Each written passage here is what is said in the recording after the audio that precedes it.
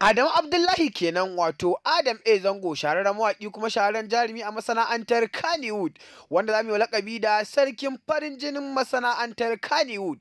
Jarumin da ya kasance dukkanin matan jarumin masana'antar Kannywood suna matuƙar son shi. Assalamu alaikum masu kallon da sauraron, barkamu da warhaka kuma barkamu da sake saduwa da ku a cikin shirye-shiryenmu na tashar Murtala Keke AMD. A yau mun kawo muku labari dangane da jarumi Adam A Zango, inda muka ɗauko wani tsohon hoto na jarumi Adam tare da tsohuwar matar shi da kuma wadda ta kasance 'yar uwa a gare shi. Wato wannan hoton da an da wallafa shi a shafin Instagram, sai kuma gashi mun da muku da shi domin kawo muku kuma da yin bayani akan jarumin dangane da farin jinin shi a harkar musamman a masana'antar Kannywood. Kowace jaruma idan ta so ta ce ita dai tana so ta fim da jarumi Adam A Zango, ko kuma yarinya da take a cikin gwata ce ita dai burin ta kallon fina-finan jarumi Adam A Zango, wanda hakan bayar sa nasaba da farin jini da kuma jarumi yake da shi. Haka zalika kuma kowa kayayi ya dora a shafin Instagram ko Twitter ko Facebook ko kuma shafin shi na YouTube, zaga ana bibiya kuma ana kalla domin ya kasance shahararren jarumi ne wanda yake da farin jini musamman a harkar entertainment, waka da kuma harkar fim baki daya.